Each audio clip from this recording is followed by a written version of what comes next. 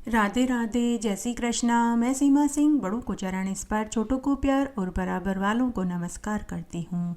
आज मैं आपको श्राद्ध में सुनी जाने वाली सभी कहानियाँ एक साथ सुनाने जा रही हूँ। आइए अब हम श्राद्ध में सुनी जाने वाली सभी कहानियाँ एक साथ सुनते हैं। एक बार की बात है, एक गांव में दो भाई बहन रहते थे। बहन विधवा हो चुकी थी। बहन के दो बच्चे थे। विधवा होने के बाद ससुराल वालों ने उसे घर से निकाल दिया। भाई अपनी बहन और भतीजों को बड़े लाड़ प्यार से रखता था, लेकिन उसकी भाभी को यह पसंद नहीं आया। वह मनी मन सोचने लगी कि ननद और ननद के बच्चे तो पूरी उम्र उसकी छाती पर मूंग डालेंगे, लेकिन वह यह बात अपने पति के सामने नहीं दर्शाती थी। वह बनावटी लाड़ प्यार अपनी ननद और ननद के बच्चों से करती थी। भाई के भी दो लड़के थे। तब एक बार की बात है, श्राद्ध के दिन आए तो भाई अपने माता पिता का श्राद्ध करने के लिए हरिद्वार जा रहा था। जाने से पहले उसने अपनी पत्नी से कहा कि तुम पूरे श्राद्धों में 16 दिन तक मेरी बहन और बहन के बच्चों को अच्छा से अच्छा भोजन बना कर के खिलाना और इसे हमेशा खुश रखना। इसे कोई परेशानी मत होने देना। उसकी पत्नी ने कहा कि आप चिंता मत कीजिए, मैं आपके जाने के बाद ननद बाई को बड़े ही प्रेम भाव से रखूंगी। इस तरह उसका पति हरिद्वार अपने माता पिता का श्राद्ध करने के लिए चला गया। पीछे से भाभी ने अपनी ननद और ननद के बच्चों के साथ बहुत बुरा बर्ताव किया। वह अपनी ननद से घर का पूरा काम करवाती, रोटी कपड़े बर्तन झाड़ू पोछा सभी करवाती, साथ ही गाय भैंसों का काम भी करवाती और भोजन में वह ठंडा बासी भोजन उन्हें खाने के लिए देती। साथ ही वह अपनी ननद और ननद के बच्चों को खूब ताने मारती। तब एक दिन ननद अपनी भाभी के तानों से तंग आकर गाय भैंसों के ग्वाड़े में जाकर झोपड़ी बनाकर के रहने लगी। उसके बाद भी बहन अपनी भाभी के घर सभी काम करती, रोटी पानी कपड़े बर्तन गाय भैंसों का गोबर पोठे उठाने का सारा काम करती। बदले में भाभी उसे ठंडा बासी भोजन देती थी। बहन रोज आटा छानती थी और आटा छानने के कपड़े को वह अपने घर ले आती थी।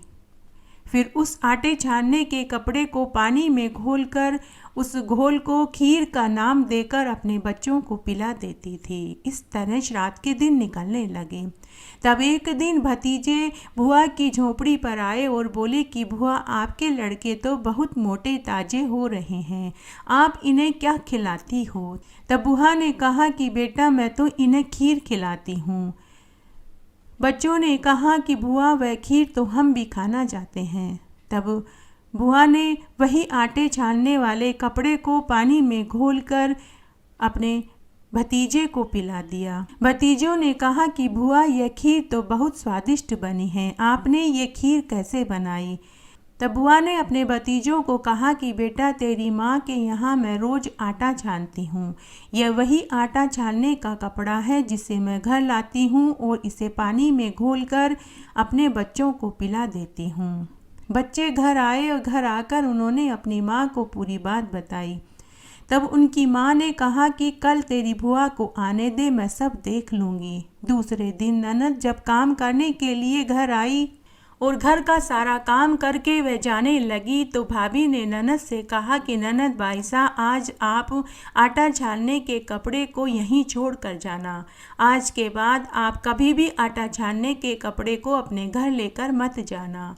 ननद घर आई तो बच्चों ने अपनी माँ से खीर मांगी तो माँ ने कहा कि बेटा, आज तुम्हारी मामी ने आटा छानने का कपड़ा वहीं रखवा लिया, इसलिए आज तुम्हें खिलाने के लिए मेरे पास कुछ नहीं है। तुम थोड़ी देर खेल कर आओ, तब तक मैं कुछ करती हूँ।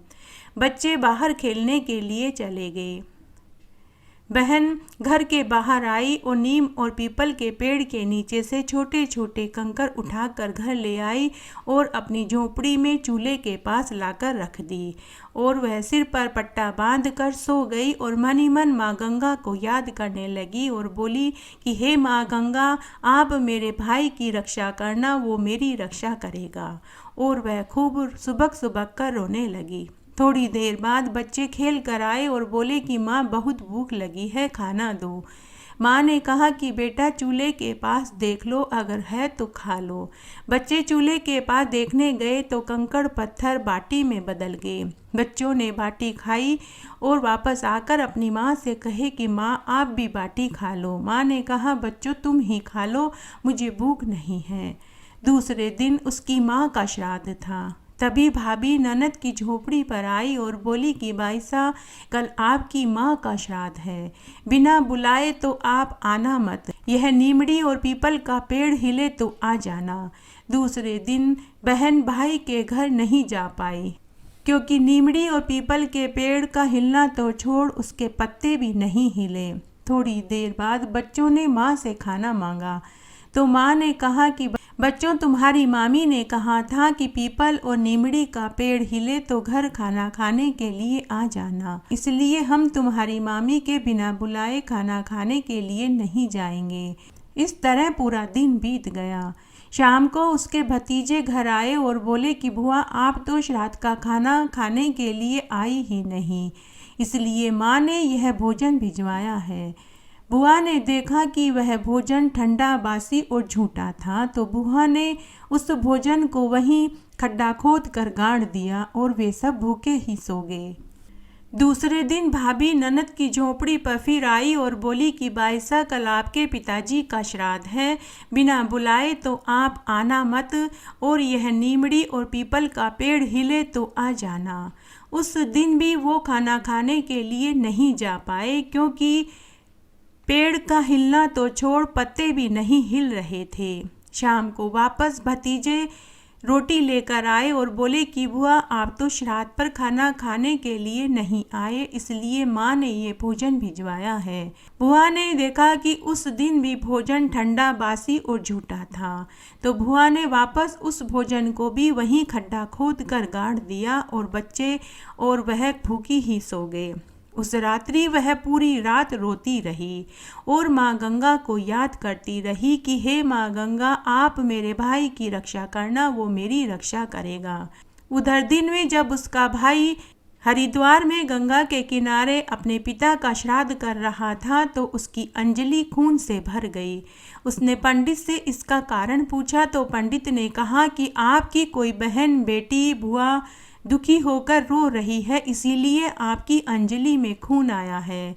भाई समझ गया कि उसकी पत्नी ने उसकी बहन के साथ बुरा बर्ताव किया होगा, इसीलिए यह घटना घटित हुई है। इस तरह 16 दिन श्राद्ध के बीत गए।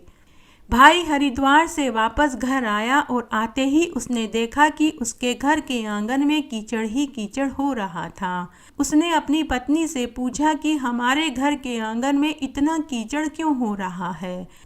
तो उसकी पत्नी ने कहा कि मैंने आपकी बहन के पूरे 16 दिन श्राद्धों में पांव कच्चे दूध और दही से धोए थे, इसीलिए आंगन में कीचड़ ही कीचड़ हो रहा है। पूरे श्राद्धों में मैंने आपकी बहन और भतीजों को हलवा, पूड़ी और खीर बना कर के खिलाई, लेकिन फिर भी वह नाराज होकर गाय भैंसों के तबेले में झोपड़ी बना कर के रह रही है। मुझसे उनके इतने नखरे बर्दाश्त नहीं होंगे, आप खुद जाकर देख लो। भाई उसी समय गाय भैंसों के तबेले में गया तो उसने देखा कि वहाँ बहुत सुंदर मकान बना हुआ था, पास में झरना बह रहा था और नीमड़ी और पीपल के पेड़ के नीचे भगवान महादेव और पार्वती जी का बहुत सुंदर मंदिर बना हुआ था। भाई ने बहन से कहा कि बहन, तेरी भाभी ने पूरे श्राद्धों में तेरे पांव कच्चे दूध दही से धोए, तुझे 16 दिन तक हलवा पूड़ी खीर बना कर के खिलाई, लेकिन तू फिर भी नाराज होकर यहाँ क्यों रह रही है और यह झोपड़ी इतने सुंदर मकान में कैसे बदल गई, मुझे पूरी बात बता। तब बहन ने भाई को पूरी बात बताई कि भाई, भाभी ने मेरे कोई पांव कच्चे दूध दही से नहीं धोए और न ही मुझे पूरे 16 दिन तक हलवा पूड़ी खीर बना कर के खिलाई। माँ और पिताजी के श्राद्ध वाले दिन भाभी मुझसे यहाँ बोलने के लिए आई कि बाईसा, नीमड़ी और पीपली का पेड़ हिले तो खाना खाने के लिए आ जाना, नहीं तो मत आना। भाई, नीमड़ी और पीपली का पेड़ हिलना तो छोड़ उस दिन पत्ते भी नहीं हिले, तो हम भोजन करने के लिए घर कैसे जाते? उन 2 दिनों में मैंने और मेरे बच्चों ने भूखे रहकर रात गुजारी और खून के आंसू में रोई। भाई, माता पिता के श्राद्ध के दिन भाभी ने ठंडा बासी भोजन और झूठा भोजन भिजवाया था, जिसे मैंने यहीं खड्डा खोद कर गाड़ दिया था। तब बहन ने वहीं उस खड्डे को खोद कर दिखाया तो वह चावल और रोटी सोने में बदल चुके थे और वहाँ हीरे मोती सोने चांदी के ढेर पड़े हुए थे। भाई, श्राद्ध के 16 दिनों में भाभी ने मुझे खूब ताने मारे तो मैं पूरे दिन और पूरी रात रोती रहती थी। मेरे वे आंसू हैं जो तेरे घर के आंगन में कीचड़ बना हुआ है, या मेरी झोपड़ी जो सुंदर महल में बदली है, यह सब चमत्कार माँ गंगा ने किया है और माँ और पिताजी का आशीर्वाद है और भाई तेरा साथ है। उस दिन भाई ने कहा कि बहन, यह सब तेरी किस्मत का है, ये तेरे हक का है जो तू इसे रख। बहन से पूरी सच्चाई जानने के बाद भाई को बहुत दुख हुआ। वह वापस घर आया और अपनी पत्नी से बोला कि अरे भगवान, अभी अभी तेरे गांव से एक आदमी आया था।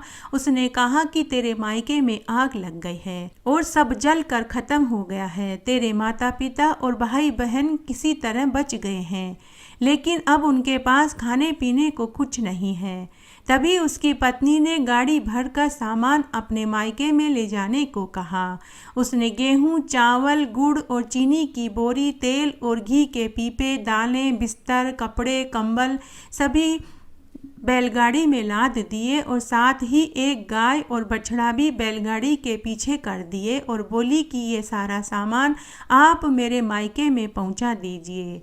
भाई ने बैलगाड़ी अपने बहन के घर की तरफ मोड़ ली और अपनी बहन को सारा सामान दिया।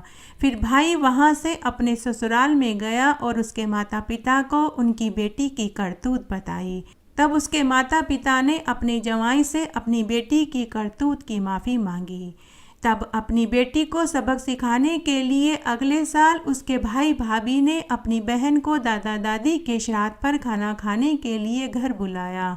जब साहूकार के बेटे की बहू अपने बच्चों को लेकर अपने मायके में अपने दादा दादी के श्राद्ध की रोटी खाने के लिए पहुंची तो उसे अपने माता पिता घर में कहीं दिखाई नहीं दिए। तो उसने अपनी भाभी से पूछा तो भाभी बोली कि आपके माता पिता और आपका भाई तीर्थ यात्रा करने के लिए गए हुए हैं। फिर भाभी ने अपनी ननद और उसके बच्चों को ठंडा बासी भोजन परोस दिया। भाभी ने अपनी ननद के सामने खुद के मायके वालों को हलवा, पूड़ी और खीर खिलाई। उस दिन साहूकार की बहू को बहुत दुख हुआ। वह मन ही मन सोचने लगी कि जैसा मैंने अपनी ननद के साथ किया, आज मेरे साथ भी वही हो रहा है। तब उसने मन ही मन सोच लिया कि आगे से मैं कभी अपनी ननद के साथ ऐसा नहीं करूँगी। तभी उसकी आंखों में से आंसू टपक पड़े। उसे रोता देखकर उसके माता पिता और उसका भाई बाहर आए और बोले कि हम तुझे सबक सिखाना चाहते थे। जैसे आज तेरे साथ हुआ और तुझे दुख हुआ, तो सोच तेरी ननद भी किसी की बेटी, किसी की बहन है।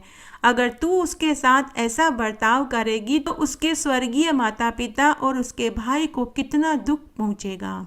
तब उसने अपनी गलती की क्षमा मांगी। घर आने के बाद साहूकार के बेटे की पत्नी ने अपने पति और अपनी ननद से माफ़ी मांगी और आगे से कभी ऐसा न करने की कसम खाई। घटती हो तो पूरी हो, पूरी हो तो परवान चढ़े, भूले बिसरे नाम तेरे भंडार में भरे। इस तरह आज मैंने आपको श्राद्ध की यह कहानी सुनाई। आइए अब हम दूसरी कहानी सुनते हैं। बहुत पुरानी बात है। एक गांव में एक साहूकार था। वह बहुत बड़ा दाल और चावल मील का व्यापारी था। वह नगर में सबसे धनवान व्यक्तियों में गिना जाता था। उसका नाम धनी राम था। उसके 4 पुत्र और 3 पुत्रियां थीं। सभी का विवाह हो चुका था। उसके पूर्वज दान देने में प्रसिद्ध थे। उन्होंने कई जगह कुएं, तालाब, अस्पताल, धर्मशालाएं, अनाथ आश्रम बनवाए थे। धनी राम के पूर्वज गरीबों व बीमार व्यक्तियों के लिए हमेशा दान पुण्य किया करते थे। धनी राम के पूर्वज गरीब लोगों की कन्याओं के लिए वैवाहिक सम्मेलनों का आयोजन भी करवाते रहते थे। आस पास के सभी नगरवासी उन्हें दान दाता के नाम से जानते थे। परंतु पूर्वजों के मरने के बाद धनी राम ने दान देना बंद कर दिया। वह दान को पैसों की बर्बादी समझता था। अगर कोई धनी राम से मदद मांगने आता तो वह उन्हें डांट डपट कर अपने घर से भगा देता था। कोई धनी राम से उसके पूर्वजों की दुहाई देने लगता तो वह कहता कि मेरे पूर्वज तो मर गए हैं, तो उनके साथ ही दान की परंपरा भी मर गई। अब आज के बाद फिर कभी मेरे घर दान मांगने मत आना। बेचारे लोग चुपचाप चले जाते थे। धनीराम बड़ा ही कंजूस था।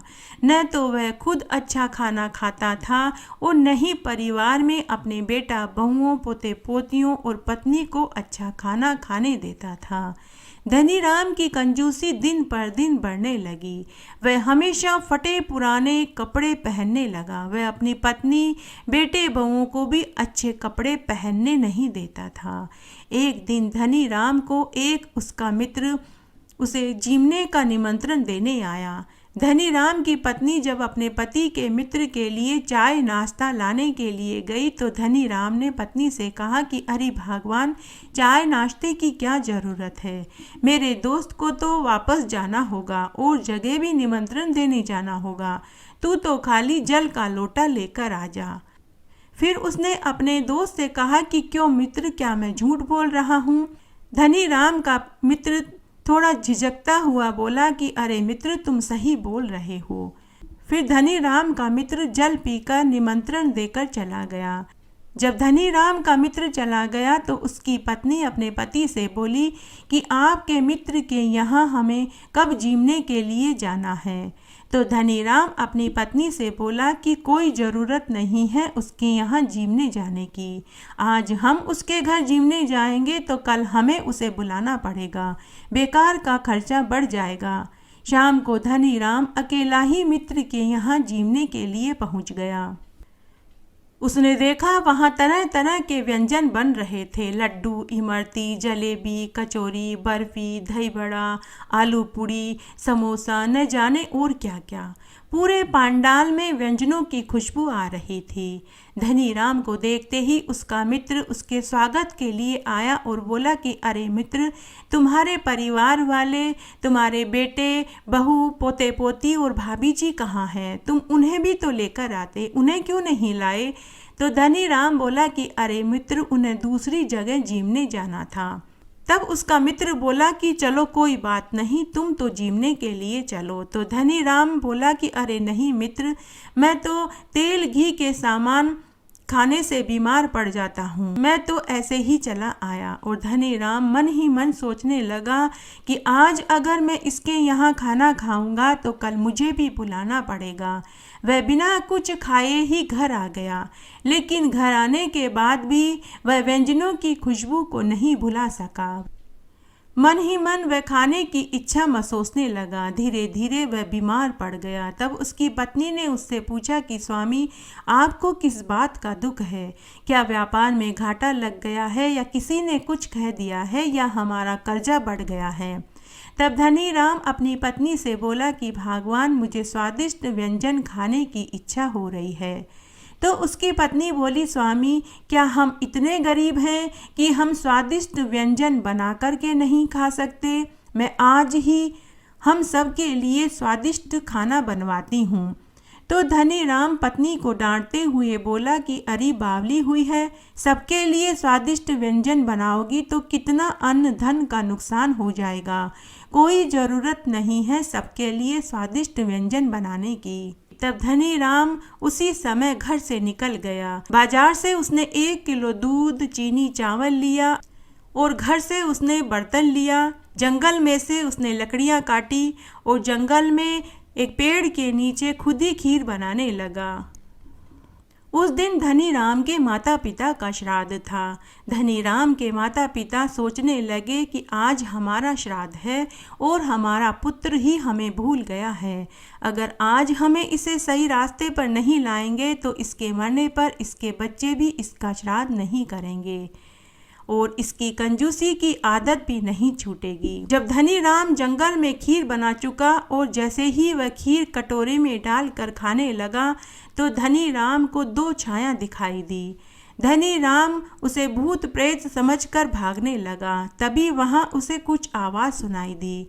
धनी राम को आवाज़ जानी पहचानी सी लगी तो वह वहीं खड़ा रह गया और आवाज़ पहचानने की कोशिश करने लगा। तभी उसे ज्ञात हुआ कि यह आवाज़ तो उसके माता पिता की है। दोनों छाया धनी राम से कह रही थी कि पुत्र, हम तेरे माता पिता हैं, आज हमारा श्राद्ध है और पुत्र तू हमें ही भूल गया। हम तुझे याद दिलाने के लिए आए हैं। हे पुत्र, हम भूख से बिलबिला रहे हैं। हे पुत्र, श्राद्ध न करने के कारण हम भूख से बिलबिला रहे हैं। पुत्र, आज जैसे हम भूख से तड़प रहे हैं, कल तुम्हारा श्राद्ध तुम्हारे पुत्र नहीं करेंगे तो तुम्हें भी हमारी तरह भटकना पड़ेगा। हे पुत्र, हमारी आत्मा इधर उधर भटक रही है। उसके माता पिता आगे बोले कि पुत्र, पूर्वजों के परोपकार व दान का तुम भी अनुसरण करो। अपने पूर्वजों के बताए मार्ग पर चलने से तुम भटक रहे हो। पुत्र, तुम पूर्वजों की परंपरा को नष्ट मत करो। दान देने से परिवार में सभी दीर्घायु और निरोगी होते हैं और घर में धन दौलत के भंडार भरते हैं और वंश की जड़ हमेशा फलती फूलती है। हे पुत्र, अगर तुम चाहते हो कि हमें तृप्ति मिले तो तुम हमारा धूमधाम से श्राद्ध करो। इतना सुनते ही धनी राम की आंखें खुल गई। उसने अपने माता पिता और अपने पूर्वजों से अपनी गलती की क्षमा मांगी। उसी समय धनी राम ने खीर का कटोरा दोनों छाया के सामने रख दिया। धनी राम के मृतक माता पिता ने खीर का भोग लगाया और धनी राम को आशीर्वाद देकर अंतर्ध्यान हो गए। उसी समय धनी राम घर आया और उसने हलवाई से खीर, पूड़ी, कचौरी, जलेबी, इमरती बनवाई और 21 ब्राह्मणों को और पूरे गांव और अपने मित्र को भोजन पर आमंत्रित किया। तब सभी ने इस आयोजन का कारण पूछा। तब धनी राम ने कहा कि आज मेरे माता पिता का श्राद्ध है। यह सुनकर उसकी पत्नी और उसके बेटा बहू भी बहुत प्रसन्न हुए। तब धनी राम ने सभी ब्राह्मणों को और पूरे गांव को और अपने मित्र को स्वादिष्ट पकवान खिलाया और सभी ब्राह्मणों को खूब दान दक्षिणा दी और साथ ही दूध देने वाली गाय बछड़ा सहित दान में दी। यह सब देखकर धनी राम के परिवार वाले भी बहुत खुश हुए। धनी राम के घर अब रोज नए नए व्यंजन बनने लगे। अब पुनः धनी राम के घर दान लेने वालों की कतार लगने लगी। धनी राम दोनों हाथों से दान करने लगा। तब एक रात्रि को धनी राम के पूर्वज उसके स्वप्न में आए और उसे ढेरों आशीर्वाद देकर चले गए। घटती हो तो पूरी हो तो परवान चढ़े, बोले बिसरे नाम तेरे भंडार में भरे। इस तरह आज मैंने आपको श्राद्ध की कहानियाँ सुनाई। आशा करती हूँ यह आपको जरूर पसंद आएगा। मेरे साथ बने रहने के लिए आपका धन्यवाद। आगे की कथा कहानी के लिए भी आप इसी तरह मेरे साथ बने रहें। धन्यवाद।